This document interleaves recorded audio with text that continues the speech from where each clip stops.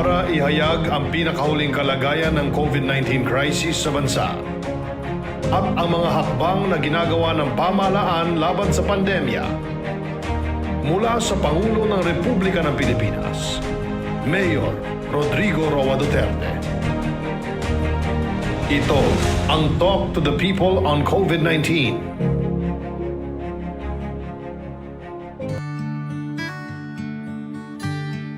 Good evening, my countrymen. Again, we continue our weekly talk and still hugging the headlines, and of course, the topic of everybody now is the COVID-19 and the corresponding vaccine that we have expected for a long time. At dumating naman yung mga medisina. Hindi sabay-sabay. Just yesterday, June 6, we received another 1 million doses of Sinovac. This is a part of the 10 million doses that we expect to receive this month, according to our vaccine coordinator, Secretary Carlito Galvez. Coming our way would include Sinovac, Pfizer, AstraZeneca, Sputnik, and Moderna. Ang problema dito, yung nabakunahan na, except for the one dose, I think Johnson & Johnson, wala dito yan.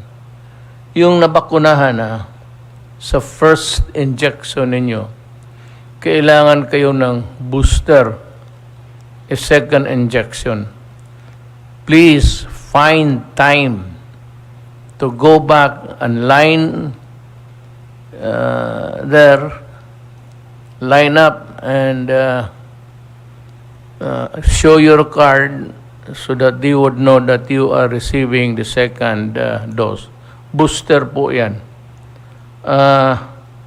Alam mo, ang medisina nitong mga Sinovac, Sinopharm, and the rest, dito ngayon, which are available in the Philippines, they require a second dose, booster. At kayong iisa lang, kulang yan. Pakilinya lang uli for the second dose because ang protection ninyo is not complete without the booster. Mahirapan talaga akong magkumbinsi sa Pilipino, lalo na yung matigas ng ulo. Kindly follow instruction. Hindi naman mahirap yan eh. You find time at your convenience na pumalik doon, pumila, at magpabakuna, tinatawag nilang second booster. Yun ang magbigay sa inyo ng more or less a good protection. But it does not guarantee that you will not be contaminated unless you observe the protocols of the washing of the hands, again, and mask, and social distancing. Kasi hindi pa nawala talaga itong COVID-19.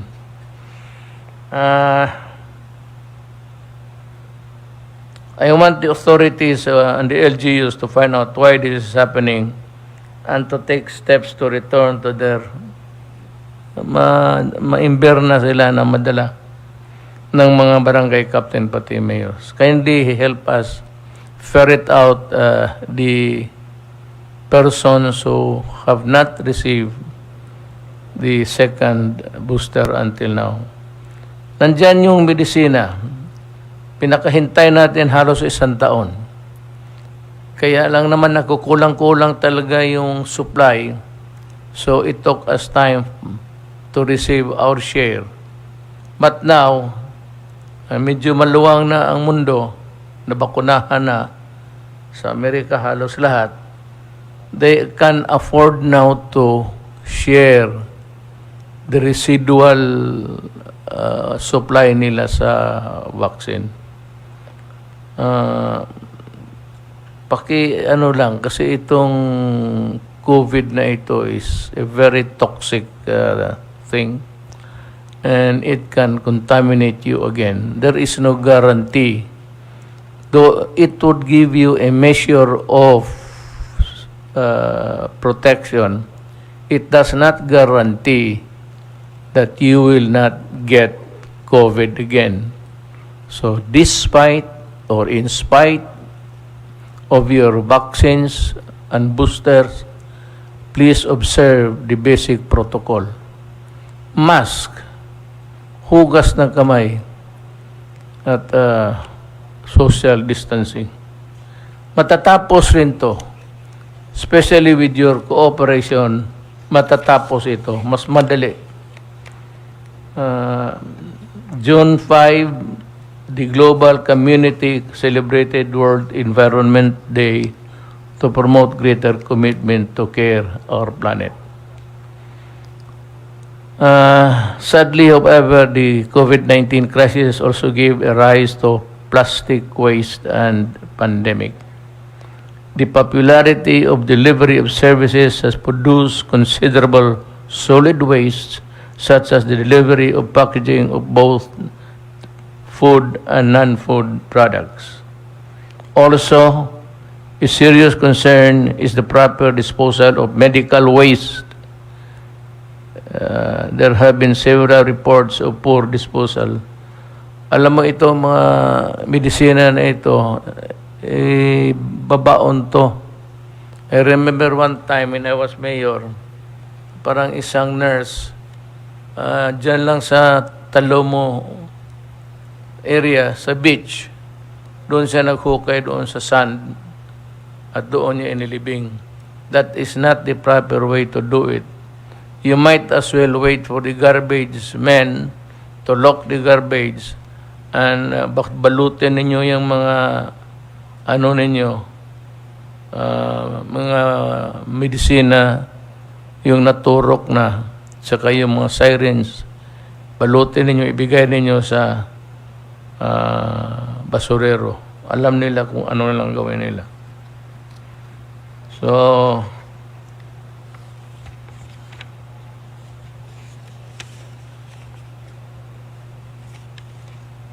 on June 5, while on a food aid mission in Buena Vista, Quezon Province, our soldiers were attacked again by the NPA rebels. Itong mga wala na ito, they do not have the ideology. Wala na yan silang prinsipyo sa ulo nila makipag-away. They are there to plunder. And to just, for the sheer brutality of it all, they want to kill our soldiers. Yan ang dito napakahirap. The police and soldiers across the country have been distributing food aid and other needs. At despite the sacrifice of the men and women of the armed forces of the Philippines and the police, still they are the object of itong depredations, attack. Hindi ko maintindihan itong any pandemic where everybody is in need of food and everything. Sa Bisaya pa, I don't know about the Tagalog for the daginot, yung ano bang daginot sa Tagalog? Parang pati yung mga gano'n na maliliit na bagay na hindi dapat gawin, kinakalkal pa rin nila ng away. So, they only have the condemnation of the people, especially from me.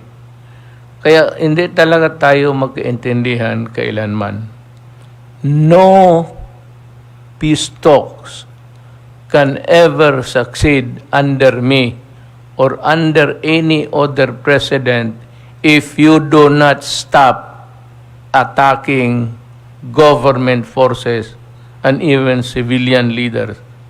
Yung mga barangay captain, ang mga barangay captain is one sector na maraming pinatay ang NPA sa ngayon. Sila ang favorite target. Especially itong mga barangay captains na proactive in favor of government. They are always the object of assassination. Sige lang, total ang sundalo, may mahuli isa, dalawa, magpapiyait naman yan kung ano. Then we would know what to do with you.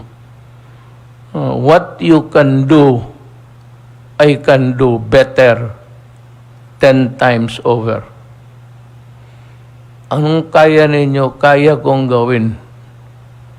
So, I would know how to deal with you. You are insensitive of the plight of the people na kailangan ng pagkain, pati tulong ng gobyerno. Hindi kami nagkulang sa tulong, bilyon yung amin. Hindi yung pitsi-pitsi. And DILG is doing it the correct way. So, nandyan yung... But I'd like the soldiers to know and the families of the fallen heroes that the nation is very grateful to you, and we would know also how to reciprocate their bravery. Itong lahat na ito, total identified man yan sila, kasi hindi matago eh. Justice will be served sa kanila in the end.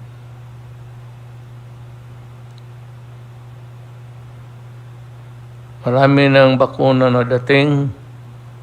Do not forget your second dose again. At in our drive against corruption, basahin ko na lang rin, baka interesado kayo.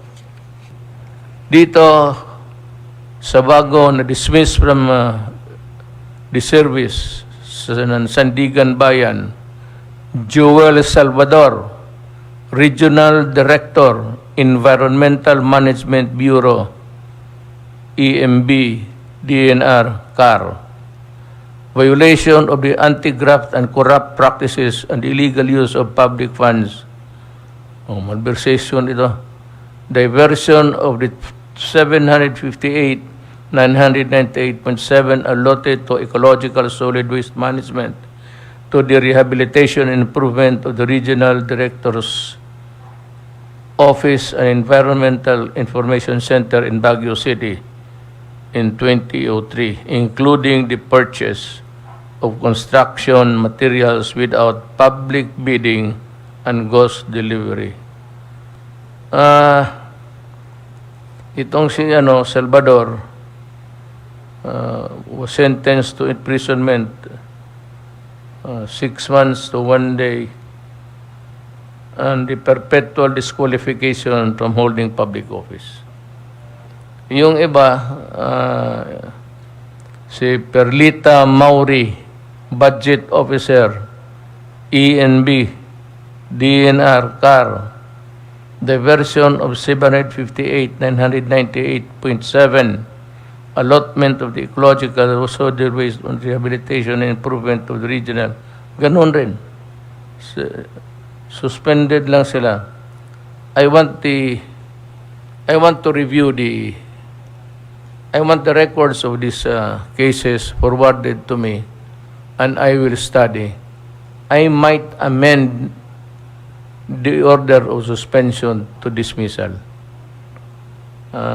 Itong si Rolando Reyes, Officer in Charge, Administrative and Finance Division, AMB, DNR, CAR.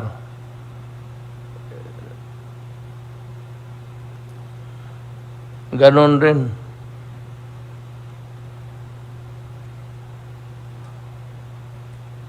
Dismissal pala talaga to. In-amend, modified.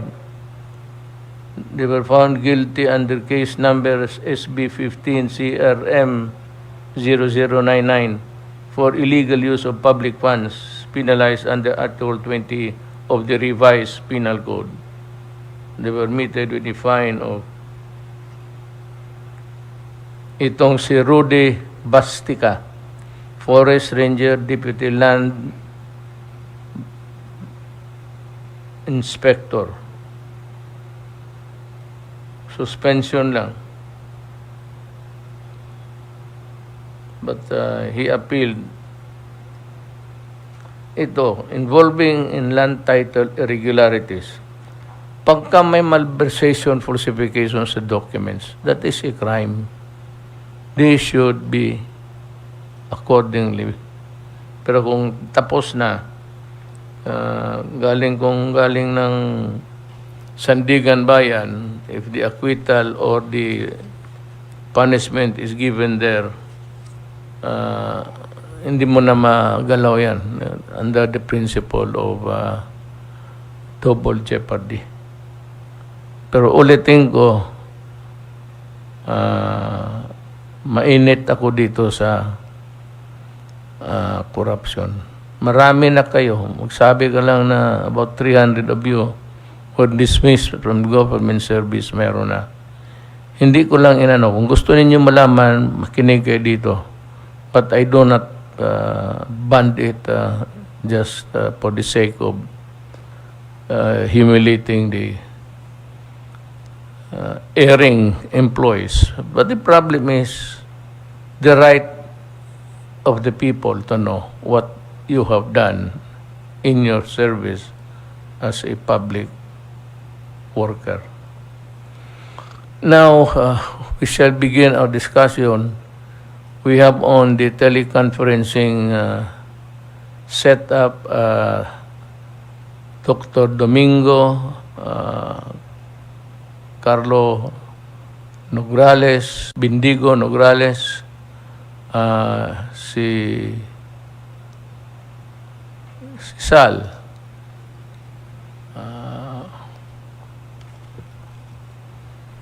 dito sa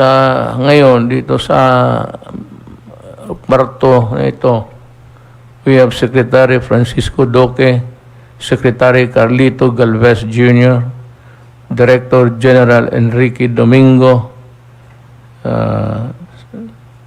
Secretary Anyo,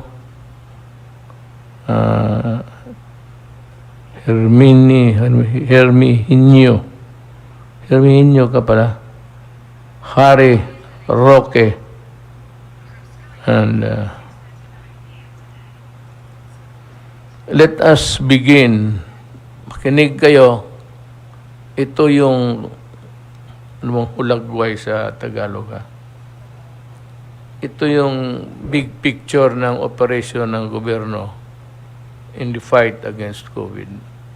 We must begin always with the weapon with which to fight COVID. Walang iba kundi bakuna.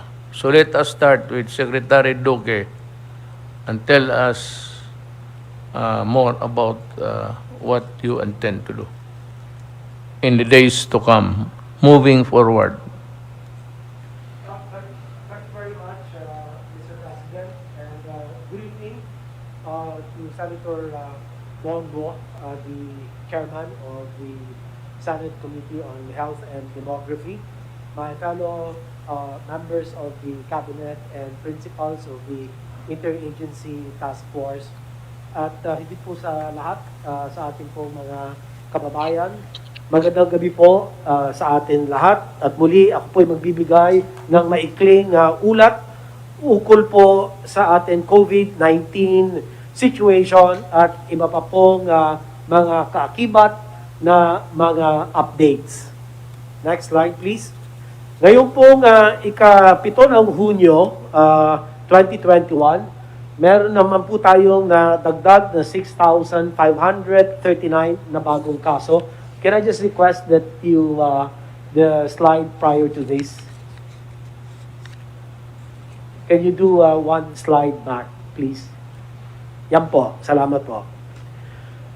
Sa 6,539 na naidagdag sa ating mga kaso as of June 7, ang 1,049 po ay mula naman sa Region 4A. Ito po ang pinakamataas na porsyento ng ating COVID cases for today. Ang Region 4A, sunod naman po ang NCR, nagtala ng 809. Ito po sana ay patuloy pang bumaba at maabot po natin yung pre-surge level ng NCR, which was less than 400 cases per day. 692 naman po mula sa Region 6, dyan po tumataas, lalo na po ang atin, ang Iloilo City, nakapagtala po ng tumataas na kaso ng COVID, at 3,989 sa mga natitirang mga rehiyon. Para naman sa ating mga aktibong kaso, ang bilang ngayon, ika-7 ng Hunyo, ay nasa 58,854. May naidagdag na 6,659 active cases. At ito po ay ang katumbas, 4.61%. At sa kabilang dako, ang ating recoveries naman po, ando po sa may kulay green, ay umabot na po sa 1,195,181. May naidagdag po tayong recovery of 6,969 for a recovery rate of 93.67, habang ang bilang o ang bilang ng pumanaw, nakakalungkot po ito, ay umabot na sa 21,969, at ang ating kabuuan case fatality rate ay nananatiling nasa 1.72%.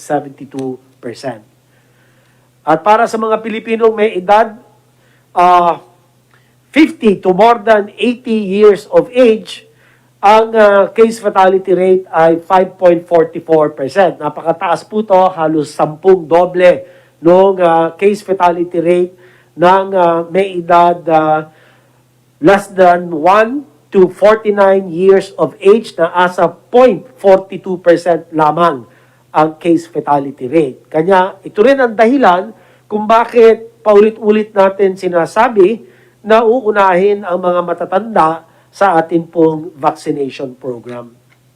Next slide please. Nitong nakaraang linggo naman, patuloy ang nakikita natin bahagyang pagtaas ng mga kaso nationally.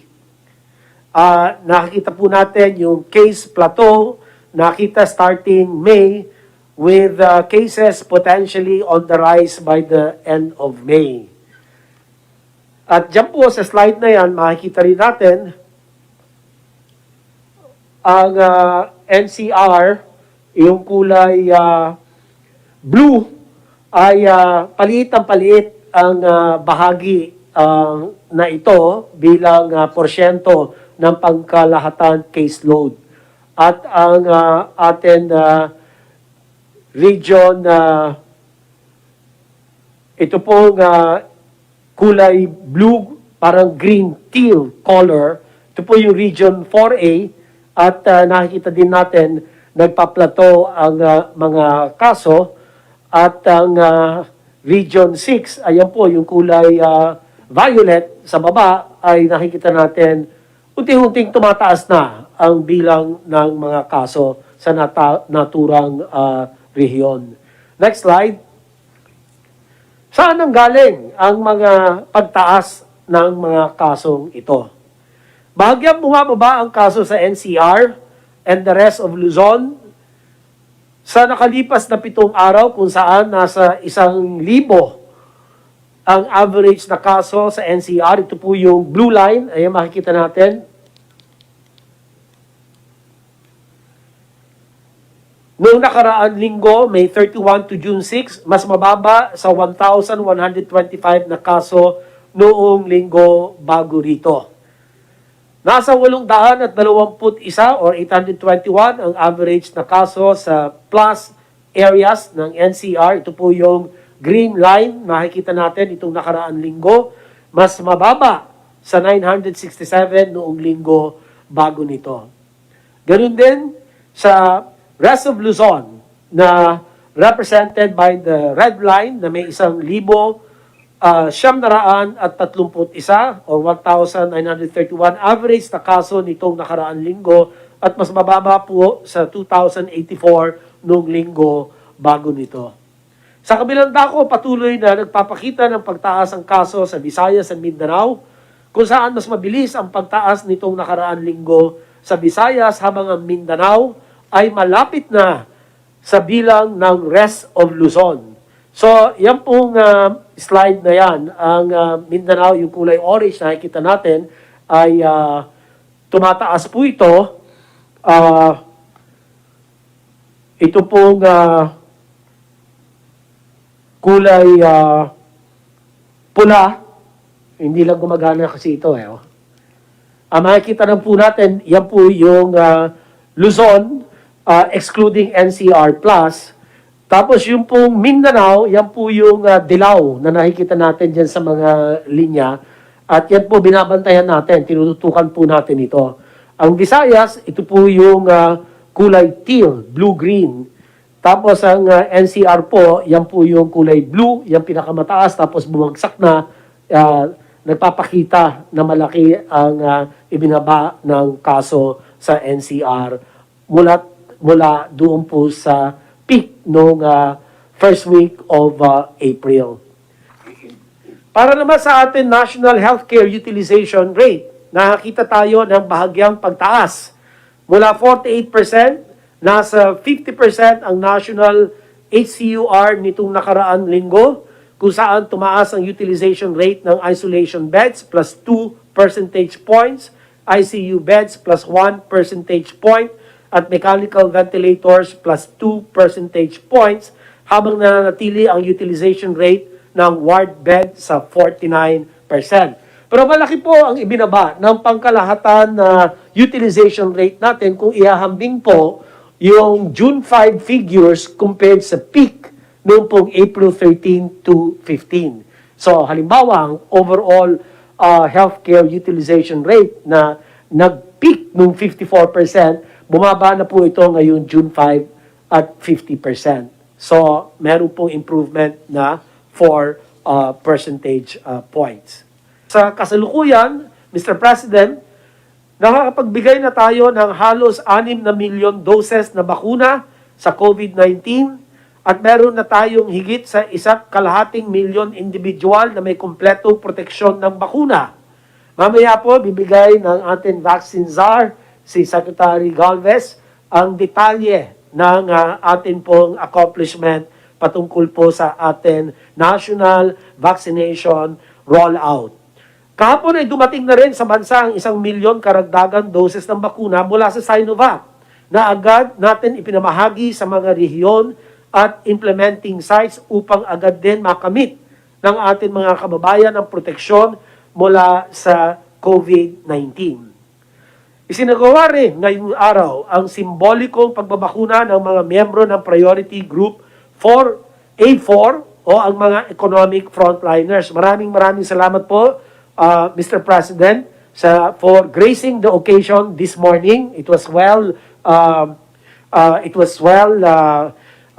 received, and many people were very happy to see you address the different captains and kings of the industries who were represented in our symbolic vaccination of A4 priority group. Maraming salamat po muli.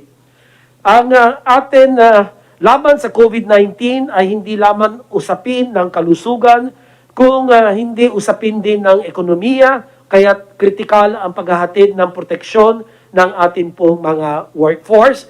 Ngunit patuloy po ang ating panawagan sa lahat ng miyembro ng priority groups A1, A2, A3 at A4 na magpalista na upang makatanggap ng bakuna dahil magiging ganap lamang ang kaligtasan ng ating bansa kung ang lahat ay protektado.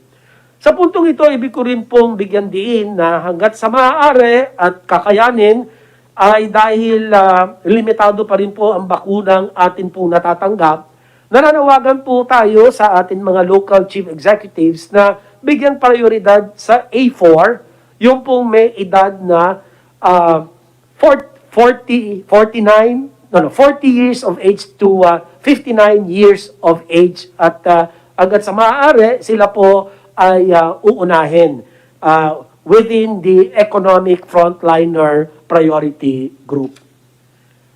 At ito na lang po ang panghuling atin pong ulat. Kasabay ng atin, next slide please. Kasabay po ng atin malawakan pagbabakuna, tinignan din natin ang lagay ng ibang bansa, partikular ang kanilang pagluwag ng mga quarantine at testing protocols para sa mga fully vaccinated individuals. At sa amin pong pagsasaliksik, amin nakita rin na ang mga bansa na gumawa nito ay una, may mataas na bahagi ng populasyon na fully vaccinated tulad ng Seychelles, Israel, USA, and UK. Halos lampas 50% ng kanila pong populasyon ang bakunado na po at protektado. Ikalawa po, may mababang daily new cases per million tulad ng Iceland at Hong Kong. O may malakas na contact tracing at quarantine capacity tulad ng Thailand at Korea. At muli, kami po ay nananawagan sa ngalan ng IATF at ang NTF na paigtingin panlalo ang atin pong mga contact tracing activities sa mga pamahalaan na lokal sa kanila pong paggabay sa kanilang mga komunidad para matukoy kaagad ng mabilisan sino ba yung mga exposed at madalian pong ma-isolate or ma-quarantine para hindi na po magtuloy-tuloy ang hawaan at maputol ang kadena ng hawaan at madurog ang mga pagkukumpul-kumpol ng mga COVID cases. Dahil dito, patuloy naman namin itong pinag-aaralan kasama ang IATF, kabilang ang Department of Tourism for fully vaccinated tourists at Department of Information and Communications Technology para sa pagbuo ng mekanismo upang ma-validate ang vaccination status ng iba pang mga vaccinated individuals na papasok sa bansa. Malapit na po ito, ilalabas ng IATF matapos magrekomenda ang atin pong Technical Advisory Group of Experts. Pag-aaralan din namin ito kasama ang atin mga all-expert group upang makabuo tayo ng updated pathways at makapagtakda tayo ng specific indicators o mga panukatan na magsasabing handa na tayong magluwag para sa mga fully vaccinated Filipinos and tourists. Sa ngayon, ang pinayagan po lamang ng IATF ay ang pagluluwag ng quarantine requirement mula 14 days to 7 days para sa mga individual na nakakuha na ng kumpletong doses ng bakuna dito sa ating bansa. Sila po ang mga lumabas na ng bansa matapos mabakunahan at nagbabalik muli. Sa kabuuan po, Mr. President, the final slide, ito po ang panghuling mensahe. Una, ang mga kaso sa ating bansa ay nagpapakitang muli ng pagtaas mula sa panuong Huwebes ng nakaraang linggo. Ikalawa po, ang mga naitalang kaso sa Mindanao ay nahigitan na ang mga naitalang kaso sa NCR. Atin din binabantayan ang mga kaso sa ilang nalalabing bahagi ng Luzon. Ikatlo, dahil sa limitadong bilang ng COVID-19 beds, nagdudulot ng high at critical risk ang maliliit na pagtaas sa utilization rate. Muli aming hinihikayat o inuudyok ang mga ospital sa mga nasabing rehiyon na maglaan ng mas maraming ICU, isolation, and ward beds, pati mechanical ventilators.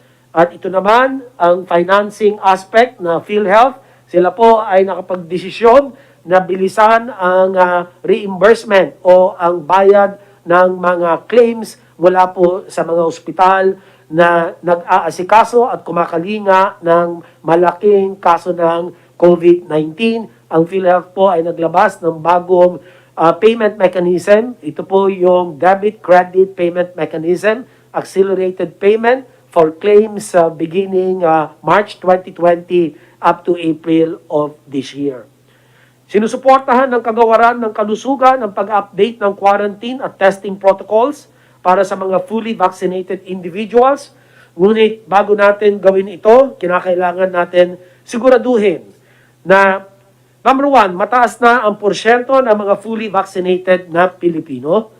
Pangalawa, bumalik na tayong muli sa pre-surge level sa pamamagitan ng malakas na pagpapatupad ng ating PDITR strategies. Ito po yung prevention, early detection, aggressive isolation, improved treatment, and reintegration at vaccination bilang po karagdagan pamamaraan upang makapagbigay ng sapat na proteksyon laban sa COVID-19.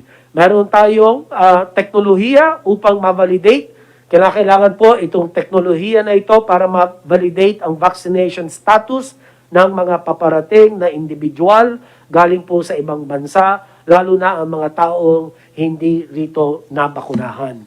So, ito na lang po ang akin pong pinakahuling bahagi ng ulat. Mr. President, maraming salamat at handa na po akong sumagot sa inyo pong mga katanungan. Salamat, Secretary Duque. Secretary Anyo? Magandang gabi po, Mr. President, my fellow public servants. Please put my slide.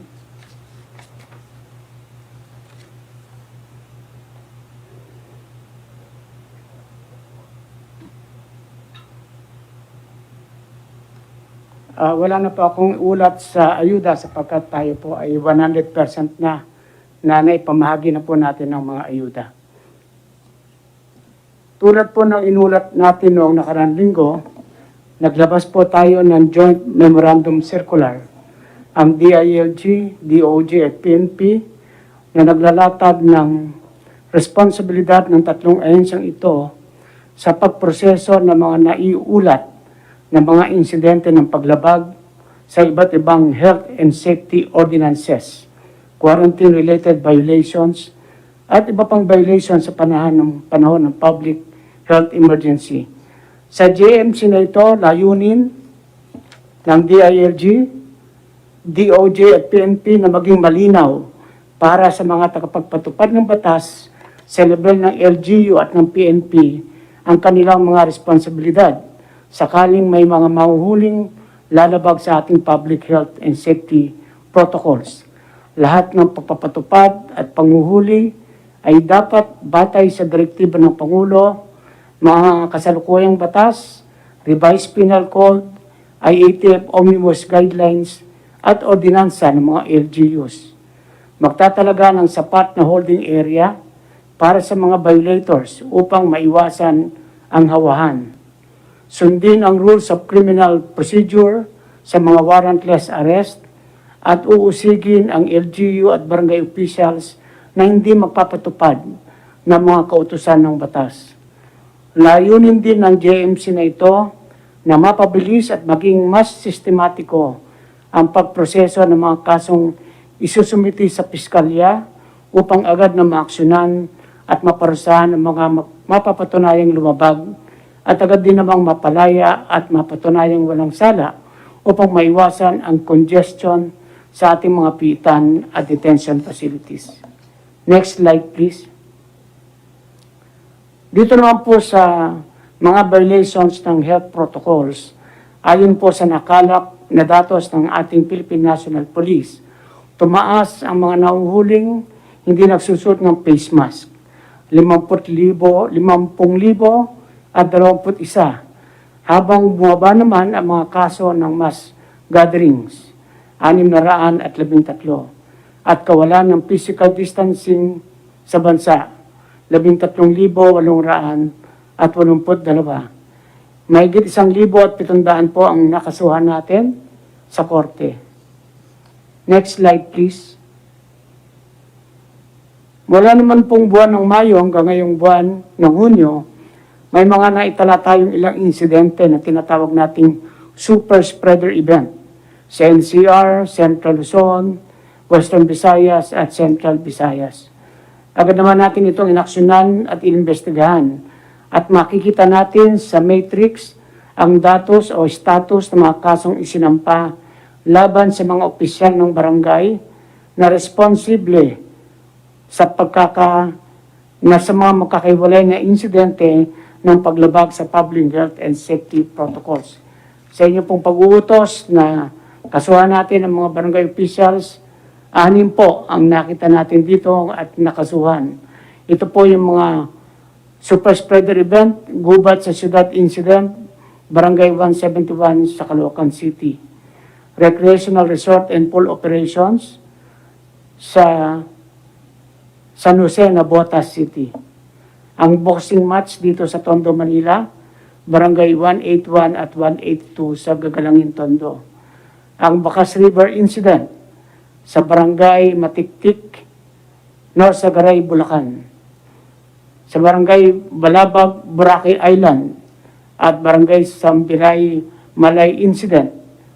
At ang Club Holit Bar and Restaurant sa Cebu City sa Barangay Kamputao, Cebu. Next slide, please. Patuloy po ang preparasyon ginagawa ng ating LGUs sa paparating ng mga bakuna ngayong buwan ng Hunyo. Alinsunod sa National Vaccination Program, nasa 29,384 na ang nagmamando sa Emergency Operation Center sa buong Pilipinas. Habang umabot na ng 36,037 ang nasa Barangay Health Emergency Response Teams. Nasa 34,046 na katao ang kumikilos upang siguruhin ang pagsunod ng ating mamamayan sa iba't ibang protocols for management of COVID infections, habang nasa 28,210 ang masigasig nating personnel sa iba't ibang quarantine facilities sa bansa. Next slide, please. Pakibalik.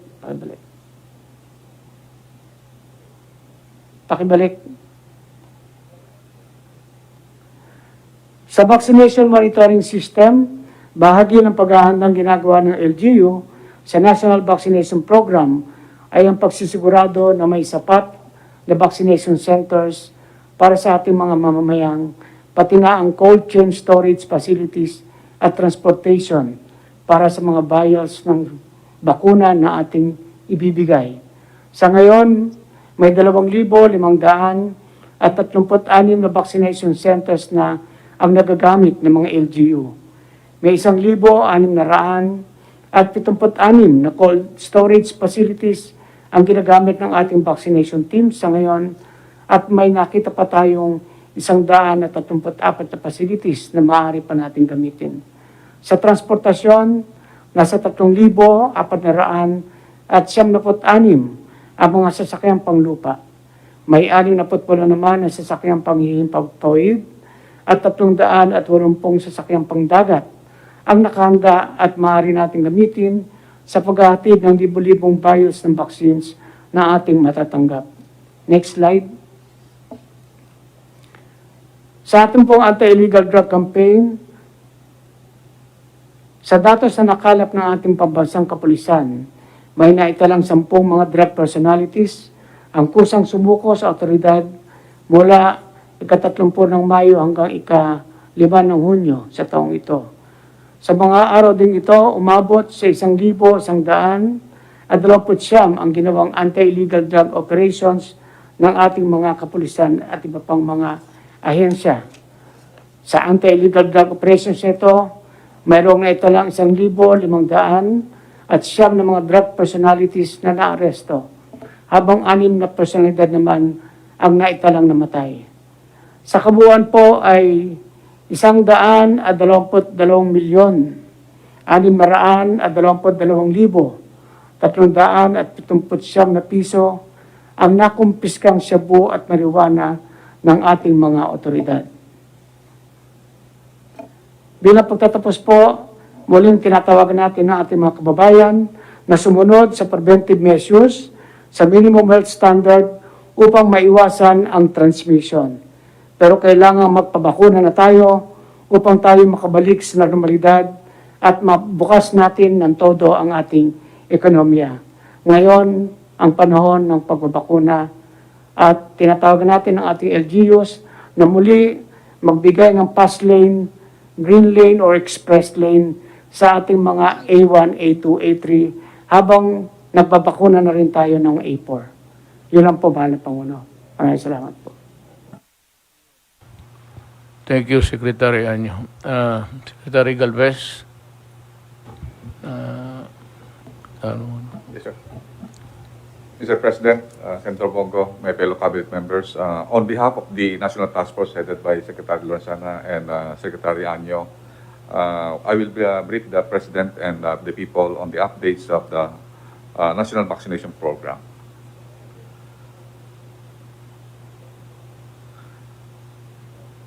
Next slide, please.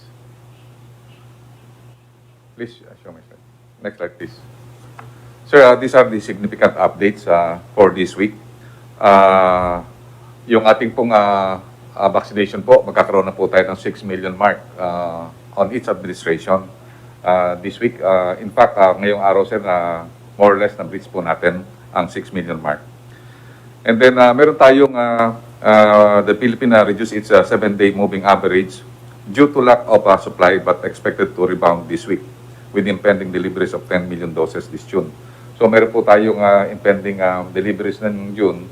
So mababa po ang ating average vaccination considering that yung ating delivery po nung last week ng May at saka po yung first week of June naantala po. So nagkaroon lang po ng delivery this June 6 kahapon lang po. But the good news is that the COVAX and Gavi remain focused and committed to inoculate at least 30% of the global population. So makikita po natin yung COVAX and Gavi nung nagkaroon po tayo ng meeting na ito po ay in-administered ng Japan ay marami pong silang matatawag na commitment na at least to inoculate 30% of the global population. At nakita po natin na mahal na Presidente, since nung May, meron po tayong 2.2 million na COVAX volume. Ngayon po, dinagdagan po nila na magiging 4.2 million deliveries this month. At mamaya po, i-present ko po yung details. And then also, magkakaroon po tayo ng mga supply agreements, particularly po ang talagang pinapa-finalize po namin, yung supply agreement with Pfizer. Kasi pagka po nakuha po natin yon, 40 million po ang i-deliver po nila. More or less 15 million po ang ma-deliver ng third quarter and the remaining will be on the fourth quarter. Malaki pong tulong po sa atin yon. And then ito pong pinag-aaralan po natin, yung at least 3 vaccines can be used for pediatric vaccination. Mamaya po pakikita po natin na yung 3 brand na meron po na silang advanced trial at meron pang 11 brands na trying to have the trial for the pediatric vaccination. Ito po talaga pag-prepare natin para pag-opening po ng mga classes. At nakikita po natin na malaki pong sizable amount yung ating pediatric populations na humigit kumulang na 29 million. And then yung po, ay magandang balita na inopen na po natin yung A4 and then later pagka dumating po yung COVAX natin na 4.2 million, pwede na po tayong mag-ungos ng konti po dun sa A5 this month. Next slide please. So ito po yung mga balita na yung Moderna, meron po silang ginagawang clinical trial for ages 12 to 17. And then kahapon po, ang Sinovac ay naglabas po ng magandang balita na China has already approved for emergency use of Sinovac from 3 years old to 17 years old. And then sa UK, ina-approve na po na yung Pfizer ay magamit po sa 12 to 15. And I believe the US also using Pfizer for 12 years old and above. Next slide po. So ito po, nagsimula na po tayo ng vaccination ng ating A4 last week. Nagkaroon na po tayo ng mass vaccination sa airport. Yung lahat po ng ating mga government units at saka agencies, katulad po ng Coast Guard, Bureau of Immigration, yung DOTR, at saka yung ating one-stop shop ay nagkaroon na po ng vaccination. And then kanina, nagkaroon tayo ng mga representation and symbolic vaccination for our A4. Kasama po dito yung ating mga frontline workers, nakita po natin yung mga teachers, and even yung mga economic frontliners and government workers. Next slide, please. So ito po ang detail ng ating total vaccines administered as of yesterday. So nakita po natin na meron na po tayo na 1,397,710 na nabaksinate na po ng A1 or representing 93%. At ang ating totally vaccinated na A1 or sa healthcare workers representing 55%, yung 827,889. Sa A2 po, meron po tayong 1.5 million at sa A3, meron po tayong 1.4 million. For a total of first dose vaccine na 4.3 million. At ang ating second dose fully protected is 1.5 million. For a total of almost 6 million. Sa ngayon po, meron po tayong more or less 3,850 na vaccination site. Ito po kasama po ang LGU at saka yung mga private sector and also yung mga different hospitals. Sa ngayon po, meron na po tayong 9,329,050 na total vaccines received at meron po tayong 3,360,399 doses na nasa inventory na hindi pa po nagagamit para po ito sa second dose at saka mga mangilan-ngilan sa first dose. Next slide please. Sir, ito po ang schedule ng ating doses at saka vaccines na to be upcoming this coming June and July. So sa June po, natanggap na po natin ang 1 million delivery ng Sinovac. And then sa Sputnik, mag-uusap po kami bukas at titingnan po natin kung madideliver ng June 9 yung 100,000. We are negotiating to have them delivered yung 1 million. Then sa Sinovac, definite na po na darating po ang another 1 million sa June 10 and another 1 million sa June 17. We are requesting na sa June 17, dagdagan po ng another 1 million or 500,000 para at least mapagamit po sa ating mga A4 at saka mga sa business sector. At nakikita po natin sa Sinovac, meron pa siyang remaining 2.5 million doses to be delivered on the fourth week or the last week of June. Ang Pfizer po galing sa COVAX ay magbibigay po ng 2,280,000 doses. And then ang Moderna, yung nabili po natin, kasama po ang private sector, 250,000 ay madideliver po ng June 21. Yung AstraZeneca through COVAX na 2,028,000 ay magde-deliver naman po third or fourth week. So a total of 11,058,000 doses for June. Ito po yung expected po natin, Mr. President. Kung sana, awa ng Diyos, wala pong madelay po dito. Sa July 21 naman po, steady po na meron po tayong 4.5 million sa Sinovac. Ang Moderna, dadagdagan po nila na magiging 1 million. And then sa AstraZeneca, yung private sector ng Go Negosyo at saka yung ibang conglomerates, 30 conglomerates, matatanggap na po nila yung first dose nila ng delivery na 1,170,000 doses. Then sa Sputnik, we are negotiating for another 1 million and we are expecting sa COVAX na may maintain po yung 34 million doses for a total of more or less 10 million. Sa August po, Mr. President, more or less kung kakaroon po tayo ng ating negotiation sa Pfizer, aabot po ng 17 million ang ating delivery this coming August. Yan lang po, mahal Presidente, at maraming po salamat. Thank you, Secretary Galvez. Secretary Lorenzana, would you like to say something? Yes, Mr. President, good evening po. Dalawang urat lang po ito, ating minamamanmanan. For the information of the President, yung po ating mga iniuuwing mga Pilipino na galing sa Sabah, na inumpisahan natin noong July 2020, nagkaroon po tayo ng 8 biyahe po ng mga barko na galing doon papunta dito sa Zamboanga. Yung pinakahuli po ay dumating noong 22 May na ang laman ay 496.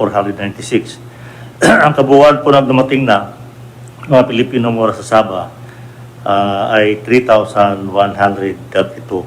Meron pa pong mga humigit kumulang na 4,000 na naghihintay na umuwi dito sa Pilipinas. Doon po naman sa OFWs, umabot na po sa 569,159 ang dumating po na galing sa ibang bansa na yung mga OFWs na umuwi na dahil sila ay natanggal sa trabaho o hindi kaya ay nagbabakasyon po dito. Yun lang po, Mr. President. Thank you.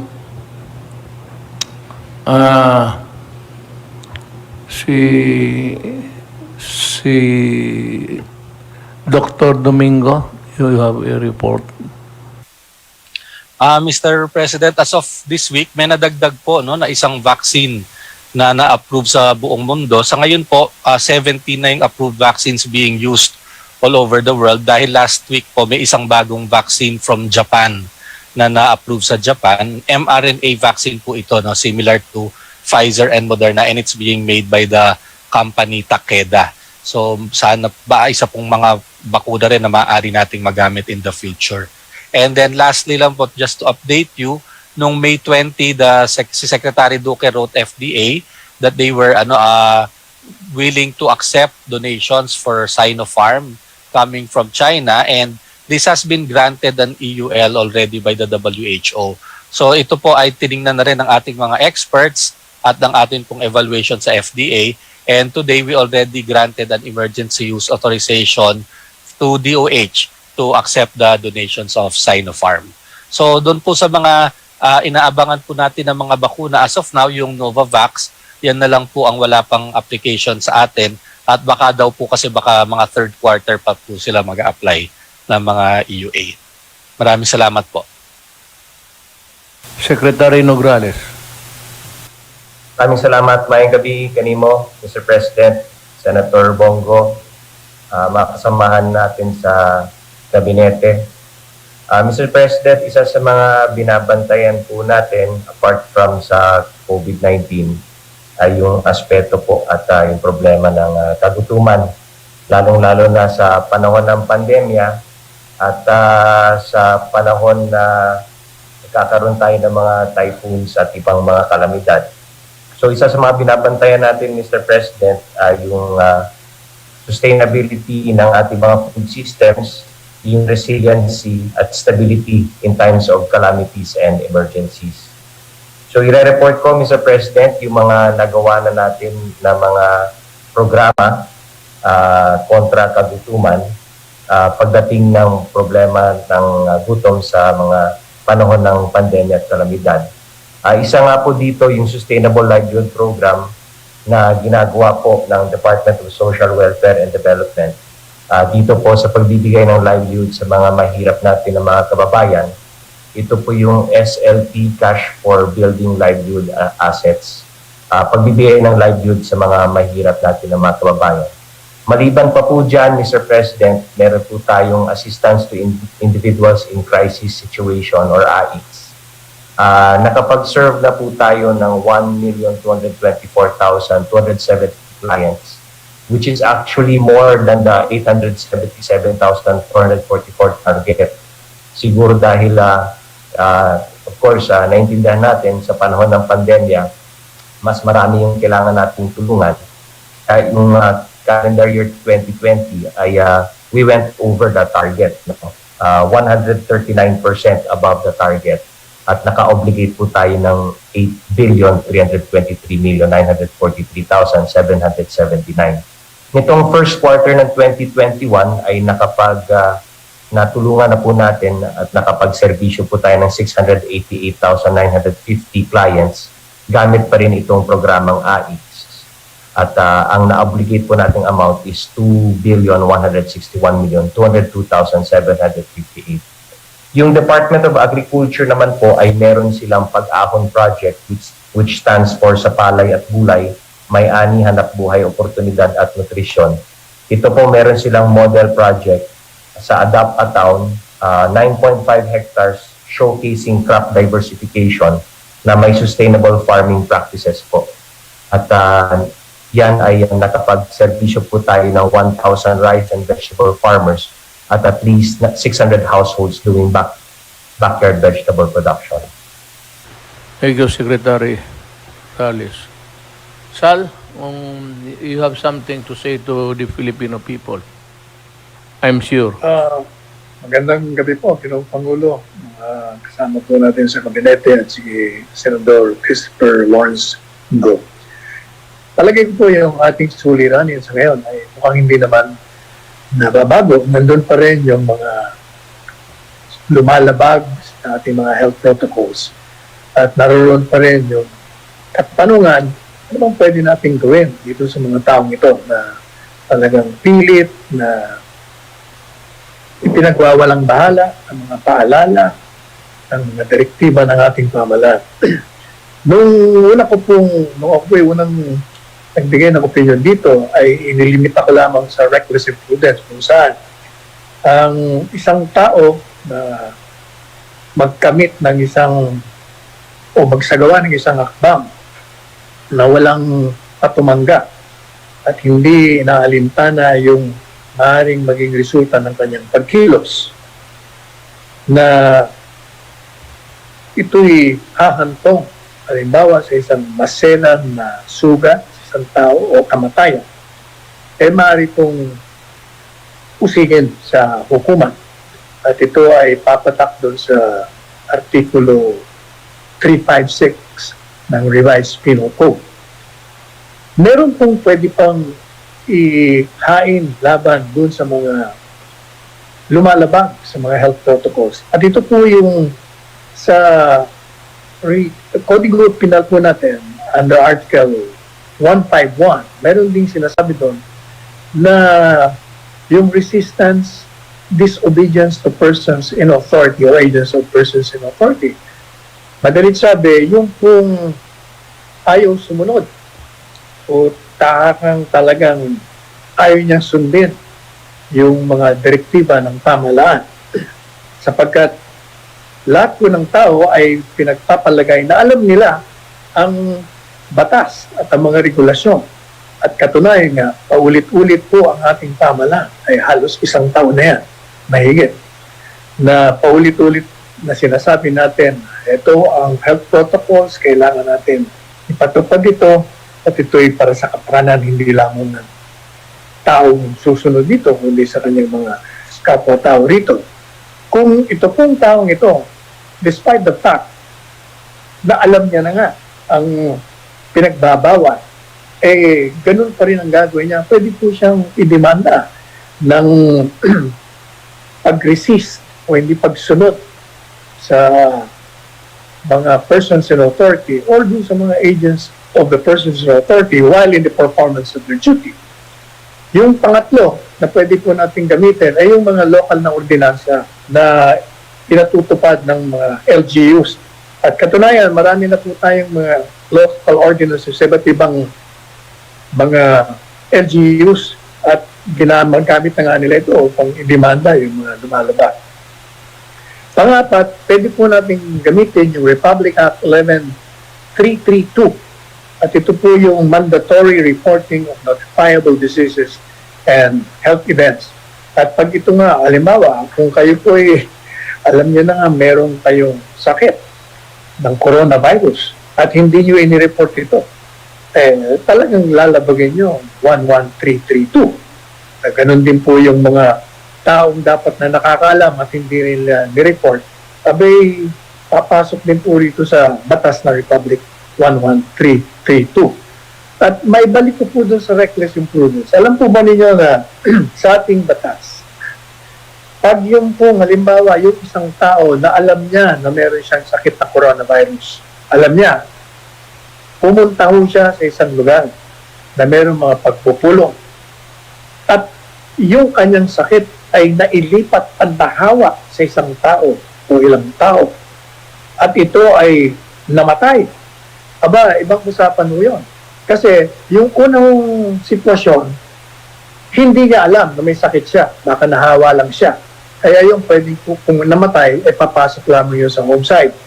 Kung ito naman ay maselan na sugat o injury, maging reckless imprudence resulting to serious physical injury or depending nga kung hindi naman serious, less serious. Pero kung alam niya po, pumunta siya sa isang lugar, alam niya may sakit siya ng coronavirus at nakahawa siya at namatay, ay yan po ay talagang sadyang pagpatay niya. Papasok po yan sa murder sapagkat intentional. Alam mo na nga makakahawa ka. Alam mo na pag nahawaan ka, lalo na yung mga may sakit ng dati, mga comorbidity tinatawag, talagang yan ay sadyang pagpatay ang ginagawa mo at ikay mananagot sa ating mga batas at kapangyarihan. So, yan pong apat na yan ay pwede po natin gamitin upang maging paalala sa kanila na hindi po pwede na walang patumangga, hindi nila iniisip ang kaligtasan hindi lamang ng kanilang mga sarili, kundi ng kanilang mga kasamahan at kapwa-tao. Yan lamang po, Ginoong Pangulo. Tama ka, sir. For as long as people do not honor the protocols prescribed by government, kung ayaw nilang sumunod, ayaw nilang maniwala, walang katapusan ang COVID. Because there are 1,010,000 and yung napapakunahan, malagay na natin, you have breached the 40 million mark. Ganun pa man, yung naiwan would also be in danger of contamination. Yan ang problema dyan sa mga tao na hindi nakakaintindi nakakaintindi pero ayaw sumunod. And yung sabi mo, murder, although medyo malayo masyado sa isip ng tao yan, but it is possible. If he knows that he is sick with COVID-19 and he goes about nonchalant, papasyal-pasyal ka lang dyan, you are maybe if it is intentional, malayo yan, pero it could be murder, sabi nga ni Sal. At kung hindi, yung reckless imprudence would really mas shock doon sa sitwasyon na yun. Well, anyway, as we go along in this journey, reading the pandemic from our country, we will adopt measures that would be commensurate to the gravity of the situation. Ako, ayaw kong pero well, pag ayaw talaga ninyong sumunod at mahaba, gaya ng Mindanao, then Bacolod, and Cagayan de Oro. Nakita ko talaga, I passed the place while going home to Mindanao, na ang mga tao, wala, parang walang nangyari. Parang walang sakit.